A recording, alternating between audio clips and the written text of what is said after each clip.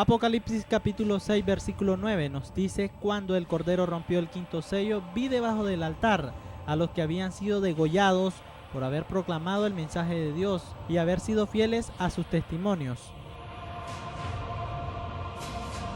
Para el año 1184, la Iglesia Católica aprobó la Santa Inquisición en la zona de Languedoc, al sur del país de Francia. La Santa Inquisición es una magna organización de curas que durante la Edad Media y moderna se dedicaban a descubrir demonios y brujas mediante infalibles métodos científicos de última generación. Tras la misa del domingo, el sacerdote decía quién iba a ser juzgado y las acusaciones de los cuales se le acusaba. Asimismo, animaba a la gente a que fuera al juicio. Según los sacerdotes, era a un acto religioso con fines divinos.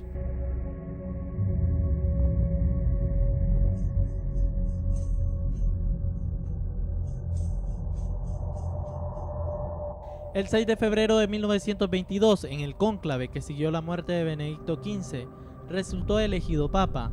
Era un hombre de estudio de una cultura excepcional y además estaba muy bragado en los asuntos de la curia romana, pero su experiencia pastoral y cardenalicia se limitaba a unos pocos meses.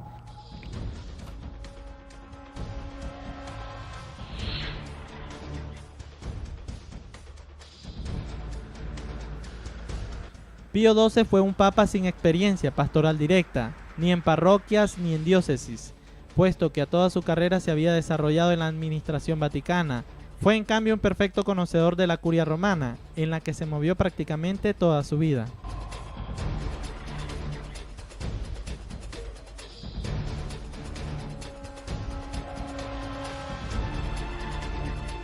Contando con casi 77 años, Roncalli fue elegido papa ante la sorpresa de todo el mundo.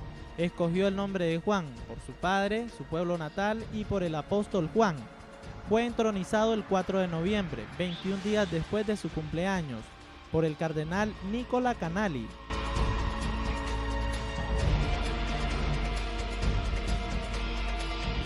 Pablo VI, nacido como Giovanni Battista, fue el Papa de la Iglesia Católica y soberano de la Ciudad del Vaticano desde el 21 de junio de 1963 hasta su muerte el 6 de agosto de 1978.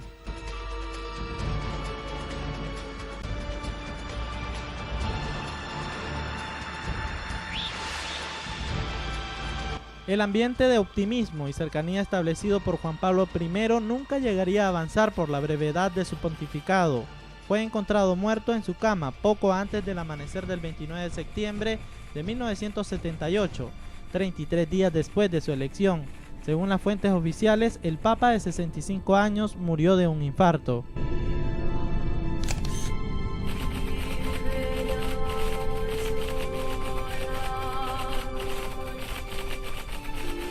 El 28 de septiembre de 1978 murió Juan Pablo I en circunstancias no aclaradas, tras un pontificado de 33 días. El 16 de octubre de 1978, tras 2 días de deliberación del cónclave, Karol Wojtyła fue elegido sucesor de San Pedro, adoptando el nombre de Juan Pablo II y convirtiéndose con 58 años en el papa más joven del siglo XX.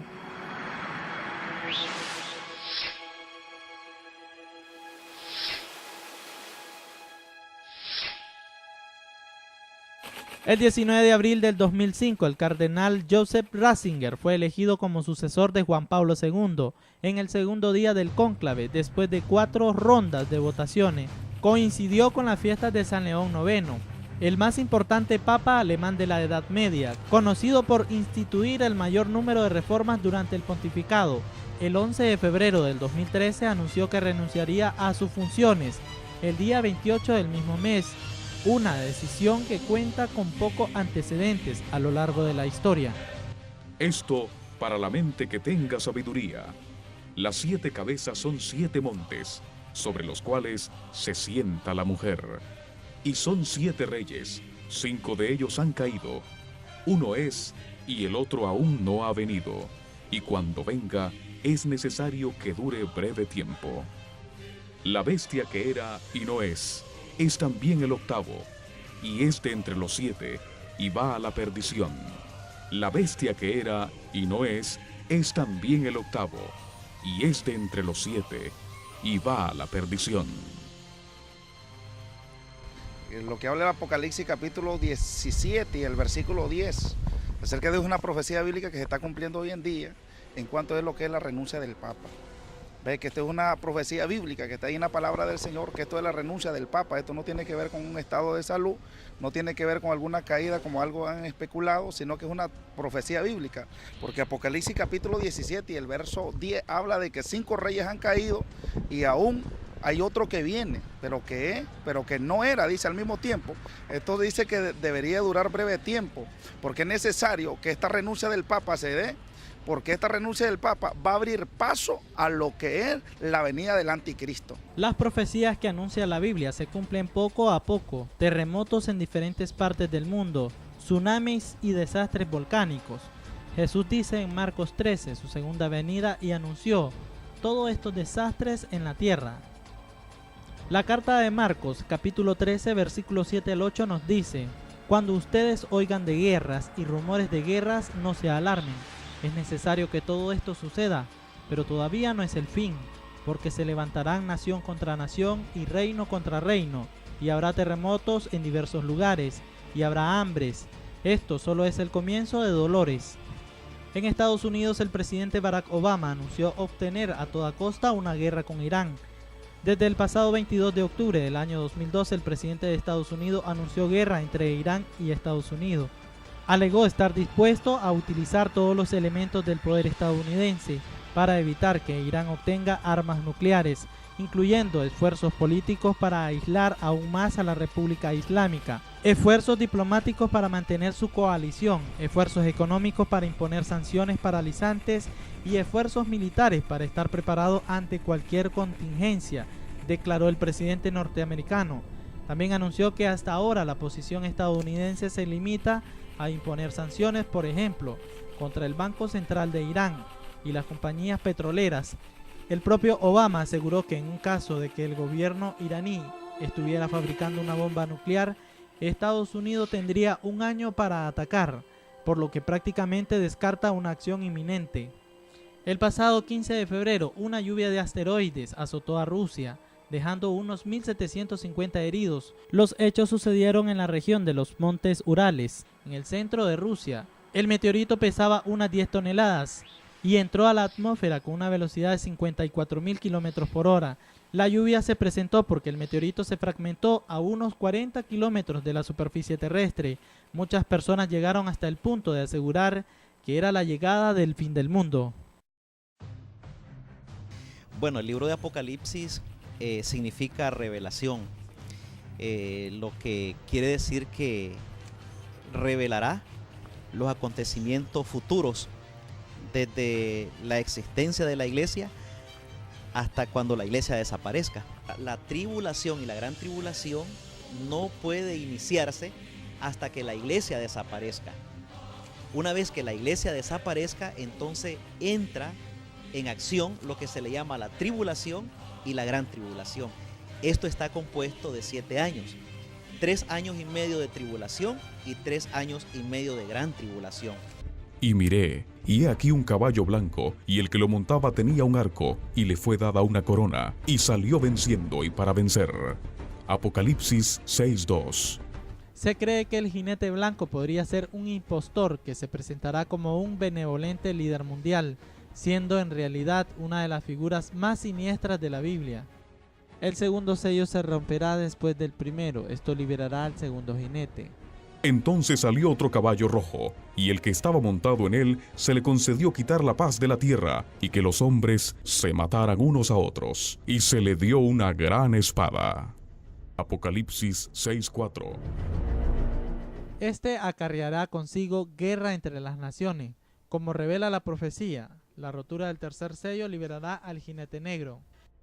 Cuando abrió el tercer sello, oí al tercer ser viviente que decía: ven, y miré, y he aquí un caballo negro, y el que estaba montado en él tenía una balanza en la mano, y oí como una voz en medio de los 4 seres vivientes que decía: 2 libras de trigo por 1 denario, y 6 libras de cebada por 1 denario. Apocalipsis 6, versículos 5 y 6. En la época en que Juan escribió el Apocalipsis, un denario era una moneda romana de plata que a menudo equivalía al jornal de un trabajador.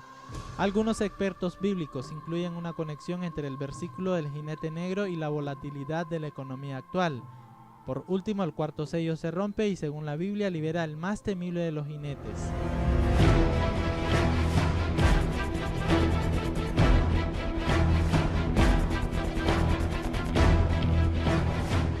Cuando abrió el cuarto sello, oí la voz del cuarto ser viviente que decía: ven. Y miré, y he aquí un caballo amarillento, y el que estaba montado en él se llamaba Muerte, y el Hades lo seguía, y se les dio autoridad sobre la cuarta parte de la tierra, para matar con espada, con hambre, con pestilencia y con las fieras de la tierra. Apocalipsis 6, versículos 7 y 8. Hay quienes relacionan al cuarto jinete con el hambre y la carestía del alimento que asolan al planeta. ¿Estamos realmente asistiendo a la ejecución de las profecías del Apocalipsis? ¿Se han roto ya los primeros 4 sellos? Las señales en el cielo y en la tierra indican que se aproxima el día del juicio. Años atrás, el puertorriqueño José Luis de Jesús Miranda brindó un comunicado al mundo que él era el Hijo de Dios.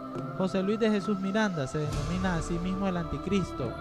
Dice que él es la segunda venida de Jesús, que el 666 no es la marca de la bestia, sino el número de la prosperidad, y que los tatuajes 666 son un cumplimiento de las Escrituras.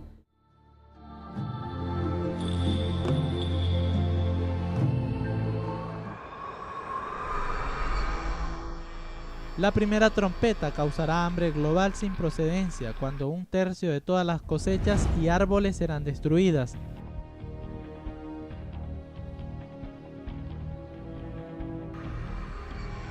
La trompeta 2 desencadenará la madre de todos los tsunamis y causará la destrucción de 1/3 de todas las embarcaciones. Esto empeorará drásticamente la cadena de suministro de pescados y mariscos y agravará el hambre mundial. Ahora vayamos a la tercera trompeta, y el tercer ángel sonó, y ahí se cayó una gran estrella de los cielos, quemando como fue una lámpara, y se cayó sobre la tercera parte de los ríos y sobre las fuentes de aguas, y el nombre de la estrella es llamada Ajenjo, y la tercera parte de las aguas llegó a ser Ajenjo, y muchos hombres se murieron de las aguas porque fueron hechos amargos. Revelación 8, 10 y 11. Yo soy el camino, la verdad y la vida. Nadie viene al Padre si no es por mí.